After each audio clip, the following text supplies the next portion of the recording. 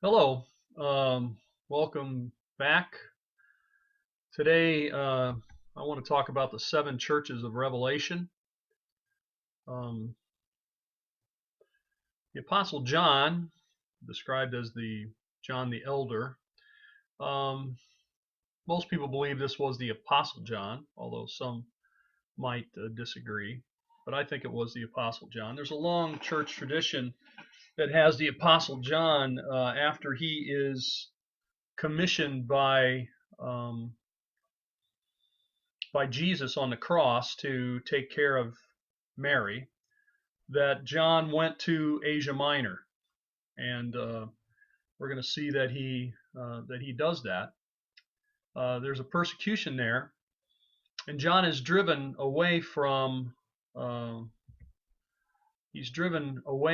his area near Ephesus, and he is driven to the island of exiled to the island of Patmos. Now, there are seven churches that are mentioned there in Revelation. You see them listed here: Ephesus, Smyrna, Pergamum, Thyatira, Sardis, Philadelphia, Laodicea. Um, Smyrna is today known as Izmir. It's a very large city. It's, I think, the third largest city in modern day Turkey.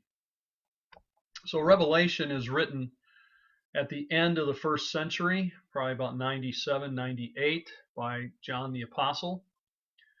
And we see these cities mentioned there. Write on a scroll what you see and send it to the seven churches. So here is a map that shows us the areas. Um, here's Istanbul, the modern day capital, or ancient capital. The modern capital is over here at Ankara. Well, the seven cities of Revelation then are down in this area. Actually, sort of forms a circle, and probably one of the same routes. There are Roman roads here where letters, say Paul's letters to the Ephesians, would have circulated around this road. But we see the seven churches are here. Here's Ephesus and Smyrna, or Izmir, Pergamum, Thyatira, Sardis, Philadelphia, Laodicea. Kusadasi is a modern day harbor near Ephesus. Okay, and the island of Patmos is probably around here where the E is. It's offshore here. That's in Greek territory today. John receives the vision then while in exile on the island of Patmos. Here's a picture of the island of Patmos. This is during the reign of Domitian, and Domitian is one of the sons of Vespasian. So he had Vespasian, Titus, and then Domitian. These are called the Flavian emperors. And of course, there had been the Jewish revolt during, as Vespasian came to power. Titus will put down that revolt in 70. Domitian will rule, then following his brother Titus, who rules for a shorter period of time following his father Vespasian. So Domitian is the younger brother. I think in some ways far more volatile than his father or brother. Here's some more maps that show us the area where Patmos would be. Here's Ephesus. And here is a map of the island of Patmos, which I always tell people looks quite a bit like a seahorse. You come into the harbor here at Scala, and then you go up into the mountains to a cave, really. And that's if you go there and you take a tour. I've been there 3 or 4 times. They'll take you up, and you'll go into a grotto or a cave where they say John received the revelation. It has a nice view down over the island. So it is, and there's a monastery there now as well. So here's maybe a clearer map showing you the areas that we're talking about. By the way, here's Laodicea and Hierapolis. That's the Lycus River Valley. Colossae would be right about here, right across the valley from it. Here's Antioch of Pisidia, Iconium, Lystra, Derbe, Tarsus. These are all places that we've mentioned earlier. And here's Ephesus, to the south of it, Miletus, Troas, where Paul sails for the first time across. So we're focused on this area right over here, western Turkey in the central part. Here is another picture of Patmos, just give you an idea of the island. And here is some of the paintings that are in the grotto. So you can see it says, I, John, your brother and companion, Revelation 1:9, on the island of Patmos. This is the entrance to the grotto or cave with a mosaic above the door of John. So as you know, in Revelation, it's written as 7 letters to the 7 churches. The first one we'll mention here is 2:1. I know your deeds, your hard work, your perseverance. I know that you cannot tolerate wicked men. This is to the angel of the church at Ephesus.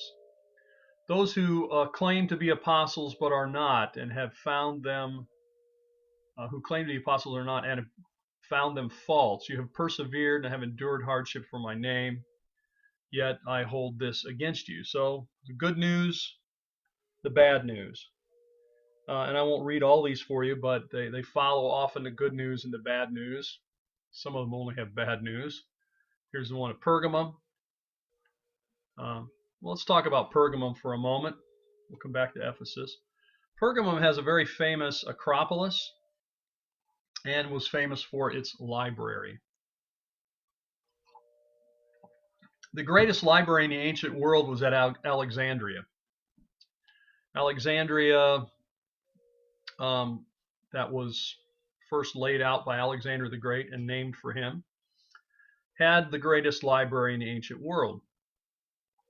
They had a ready supply of papyrus.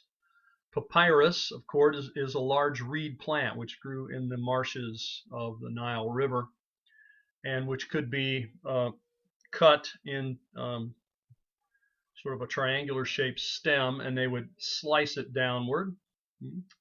And then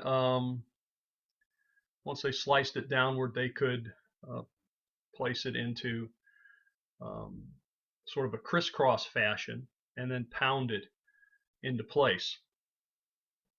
Well, during the Hellenistic period, Alexandria and Pergamum were great rivals, rival city-states, Hellenistic city-states. And so at times they would cut off the papyrus supply to Pergamum, and therefore that would hurt their library. The only way to obtain new books or writings were to get a hold of an existent one and to copy it, and then to put that copy into your library. If you didn't have anything to copy it on, it would be hard for you to add any books, of course, and it was a tedious process. At any rate, the people of Pergamum came up with a new way to do this. They actually took sheepskin. That's parchment. Parchment is sheepskin. They would take the inner lining of sheepskin and they tanned it, and then they could write on it. And so this is why people used to say, when they got their college degree or whatever, that they were getting there or working on their sheepskin. Because it used to be that diplomas were written upon parchment, but no more. So when you get yours from KCU, it will be on regular paper. In fact, papyrus is where we get our word for paper.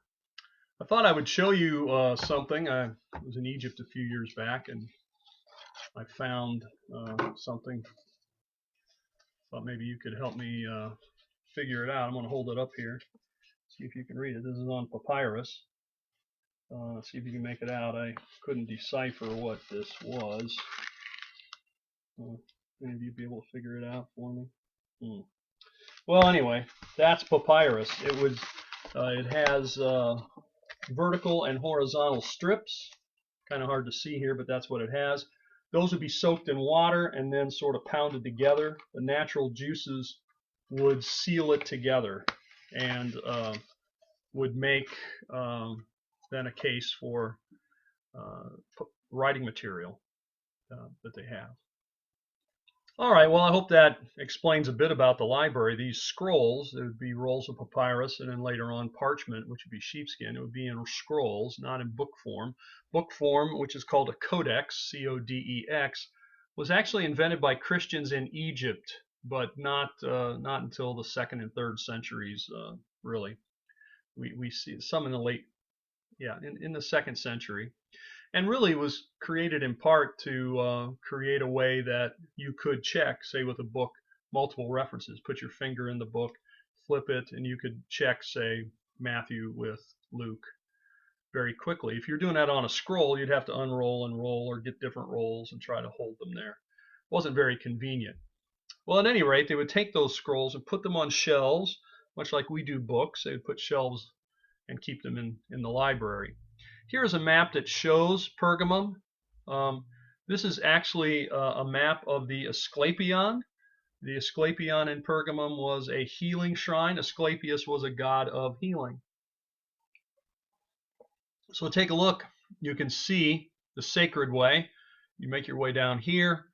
You would go to this area. You'd be interviewed. They would figure out what treatments for you. Sometimes you were taken through a tunnel. You'd be given plants and so forth that sometimes had hallucinogenic effects and walk you through this tunnel. They'd whisper down to you, what you needed to do to be helped, or that we were going to help you. They might make you go out and stand up to your neck in a flowing stream, make you drink from the sacred fountain, which was over here, various other areas of treatment. And this was a famous Asclepion. There's another Asclepion at Corinth. There were various places. And here is the Sacred Way. This is the Acropolis of Pergamum in the background. There's a fine theater up here. I think I've got some pictures of that. So Pergamum was a large and prosperous city and city-state during the Hellenistic period and the Roman period as well. Here is the Asclepion Theater, a smaller theater. But it would be here you would go for various, perhaps music or entertainment while you're here. So you might think of this as a sort of, we'll say a country club, but a sort of spa. Maybe that's the best word I'm looking for, a health spa. You would go here and hopefully get healing. And in fact, you would make or have made a replica of what was bothering you. Let's say if it's your foot, your right foot's giving you trouble, you'd have a model of your right foot made. You would offer it up at the shrine, make donations, of course, and say prayers. Here's that treatment center tunnel up above. You can see where you can walk across the surface. You can whisper down to the people as they walk through the tunnel. Base of the temple of Asclepius. Here's the altar in the forecourt. You can see a snake wrapped around an upright, and that is the sign of Asclepius.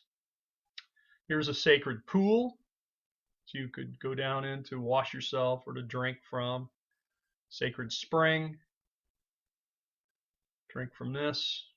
And here now is the Acropolis, so we're going to go up there. So down below is the Asclepion, up here is the Acropolis. So we're going to actually, I guess it would be this way, would be the Asclepion down this way. So here's the theater, altar to Zeus, and so forth. So the theater, as you can see here, this is really a very steep theater, very impressive. Built during the reign of Eumenius II, the king of Pergamum, and built on a very steep slope with 80 rows of seats. It held about 10,000. You can estimate the population from that, and it's probably over 300,000. Most of the Roman town is under a modern town named Bergama. And so that's hindered some of the excavation because of the modern town. But the theater is really in pretty good shape and quite impressive. Here's another view of it. And the temple of Dionysus was located near down below the theater, because theater, of course, Dionysus was the god of wine and revelry. He was also the god that was thought to inspire people. He had 7 muses associated with him. These muses are where we get our word for museum, music, so forth. And they inspired the god Dionysus, was thought to inspire the poet, the dancer, the musician. Music also comes from the name muse. There's a temple of Trajan up here in the 2nd century.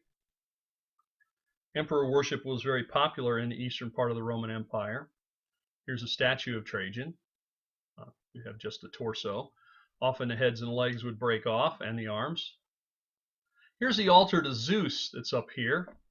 In fact, if you want to see the altar to Zeus, you would have to go to the Pergamum Museum in Germany. The whole thing has been moved there. I've not yet seen that. That's something I'd like to see. It's in Berlin. But this had a panel all the way around it, steps going up to it. You see the trees sort of right in the middle of it here. Some have suggested this might be the altar to Satan that's mentioned in Revelation, the altar to Zeus, perhaps. But certainly was a very impressive monument, and you have to go to Germany to see it now. Now here's partially what it looked like, at least a drawing of it. And here is a picture of it from the Pergamum Museum in Berlin. Very impressive. There's some of the reliefs on it.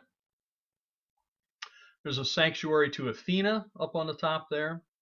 So you see we have temples, we have the theater, and you can see the aqueduct. Well, if you look very carefully, you can see the aqueduct coming across this way. Maybe you can see it. Bringing water into the city. Every Roman city needed an ample water supply. There's another one, maybe shows it better, close up. And so the Romans would have this, we've talked about that before, they would run the water in, fresh water in. Okay, then Smyrna. Smyrna, notice Izmir. Notice it mentions a synagogue of Satan. People that say they are Jews and are not. Interesting. When you go to visit Smyrna, you're really going to visit the modern city of Izmir. And there is such a large city, there's very little of the Roman stuff remaining. There's some right here. And they've been doing some work on it. And also you can kind of go up in the mountains, up on a hill down here and get a view down. But Izmir is a large, probably the 3rd largest city in Turkey, with a very large harbor. It's used by shipping and NATO and so forth. Here's the city. You can see it from up on that hill I was telling you about. Here's the harbor out here. That Roman forum area would be down in here, but you can see it's just really packed full of modern buildings. Here is the ancient Agora, or Forum of Rome. You can see there have been excavations here. They preserved this as a kind of park, but not a lot to see there from the Roman period. There is a nice museum there. You get a chance to visit that sometime. It's well worth seeing. The angel of the church in Sardis writes, I know your deeds. You have a reputation of being alive, but you are dead. Wake up. Okay. Yet a few people in Sardis have not soiled their clothes. They're dressed in white.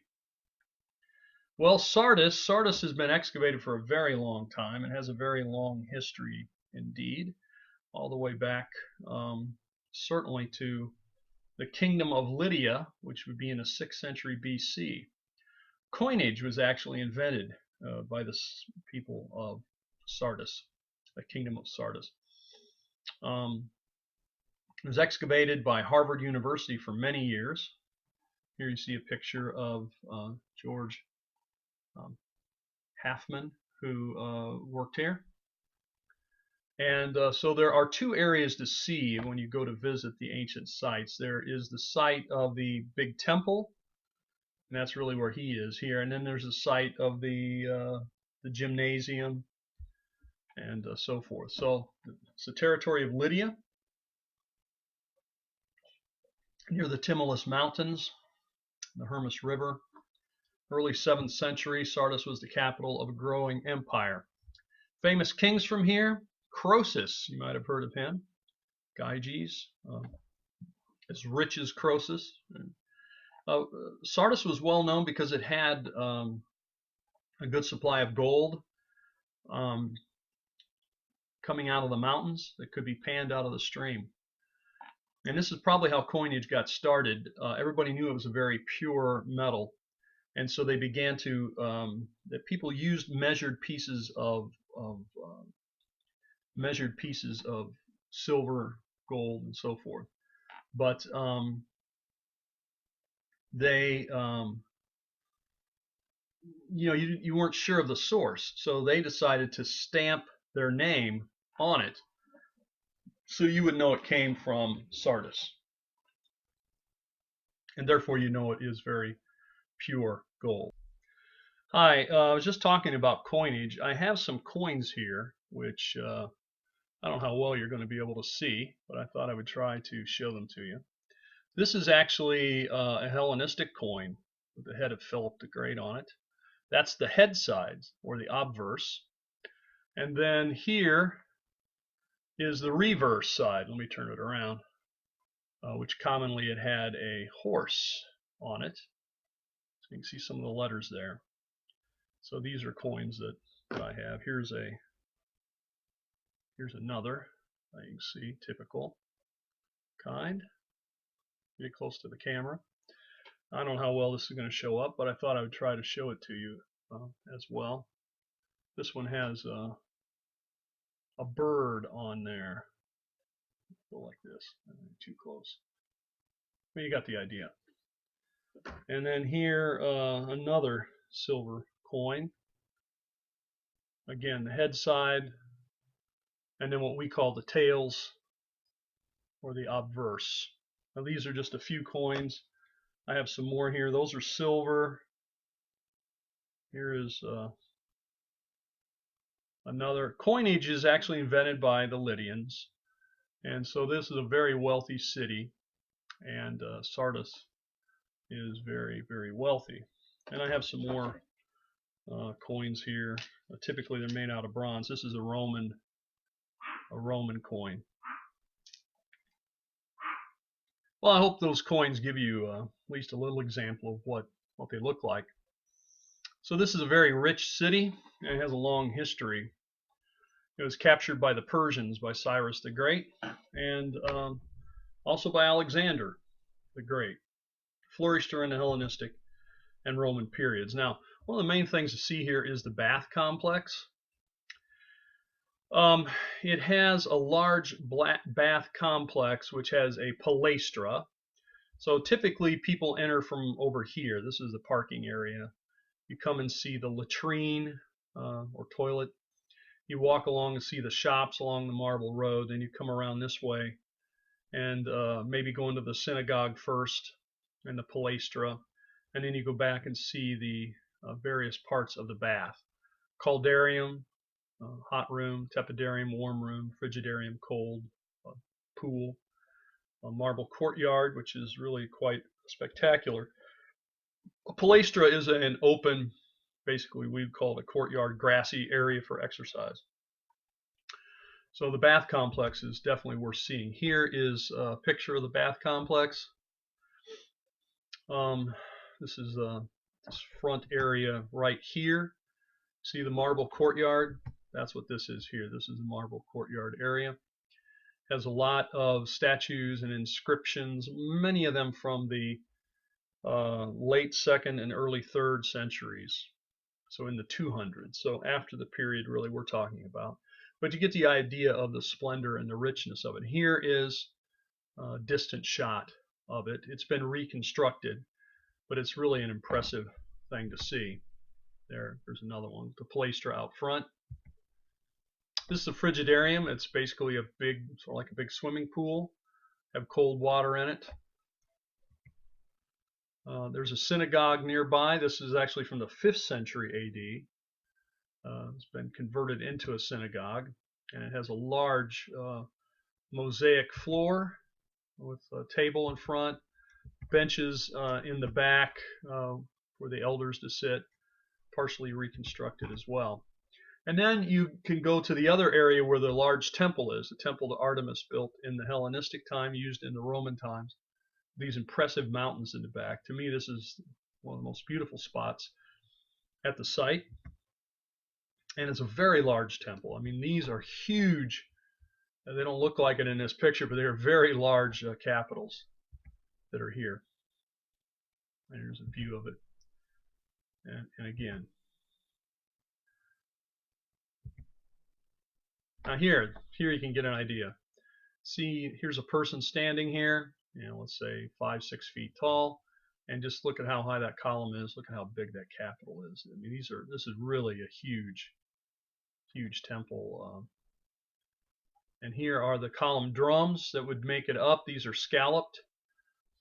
And you see in the middle a place where it would be a pin, a lead pin. I'd set it down over that to hold it in place. Well, Laodicea, I know your deeds, neither cold nor hot. This is important. The site, we'll talk about that in a moment. You're lukewarm. Okay. Also, I'm rich. I don't, I have wealth. I don't need anything. But in fact, you're poor, you're blind, you're naked. Buy from me the gold refined in fire, so you can become rich, and white clothes to wear, so you can cover your nakedness. Well, this is in the Lycus River Valley. Laodicea is here, and across the valley is Hierapolis, which has a large burial area, necropolis, where it has hot springs there.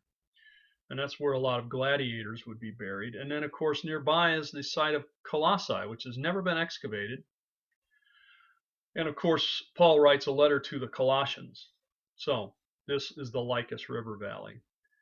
And Laodicea has been extensively excavated now in the past 10 to 15 years. Here you can see Hierapolis in the distance. You see that white part that kind of looks like snow.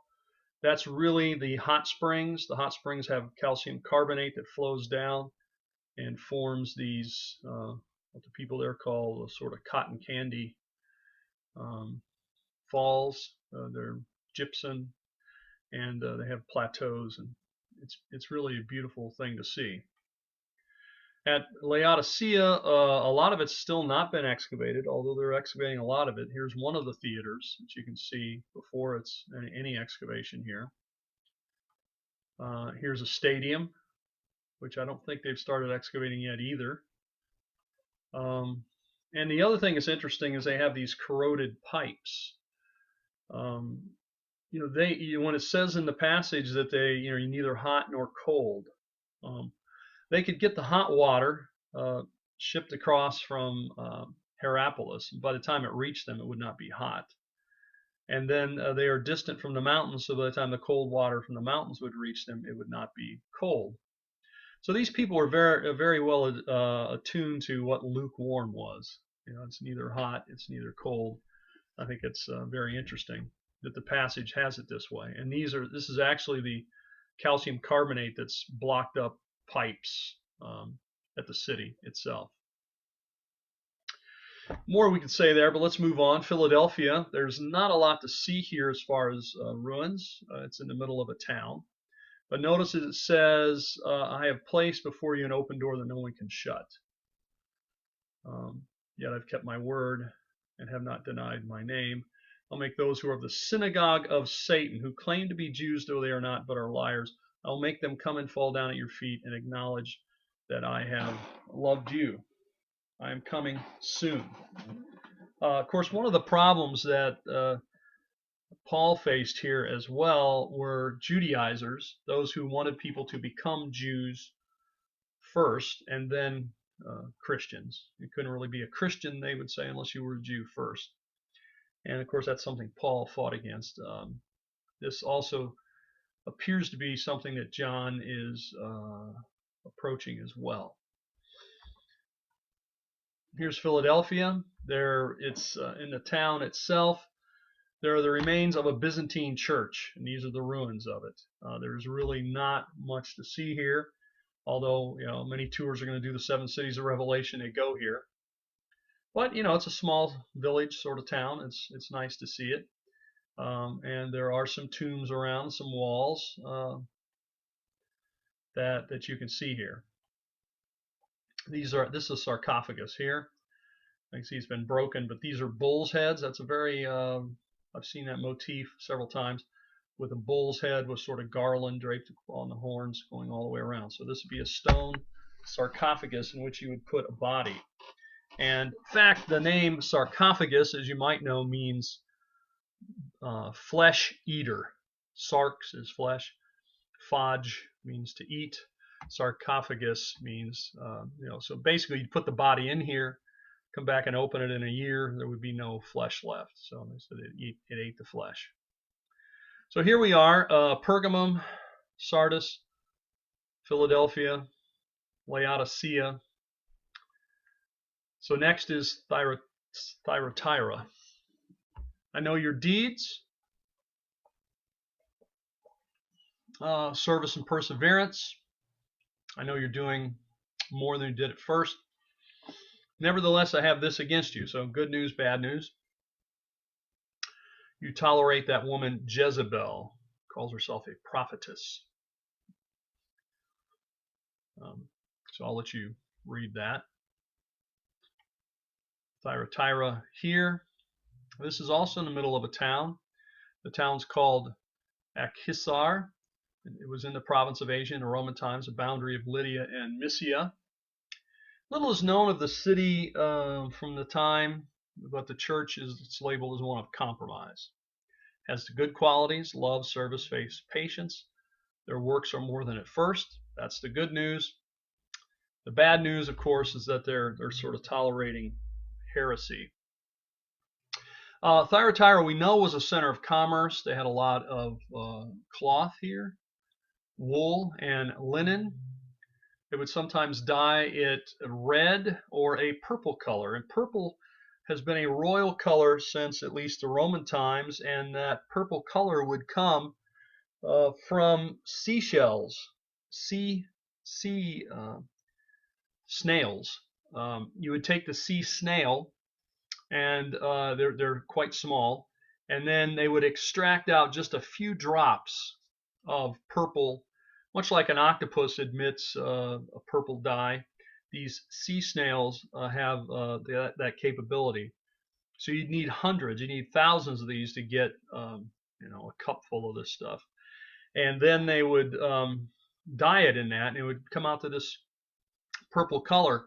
They would have a permanent purple color.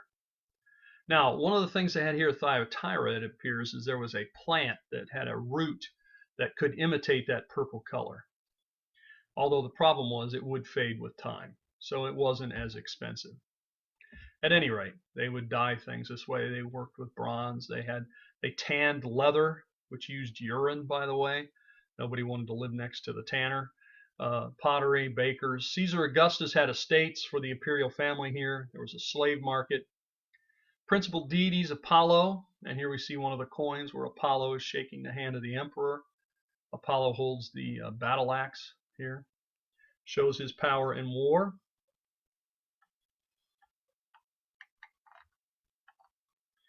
And so there we see a good introduction to these 7 cities of Revelation. All right, have a great day.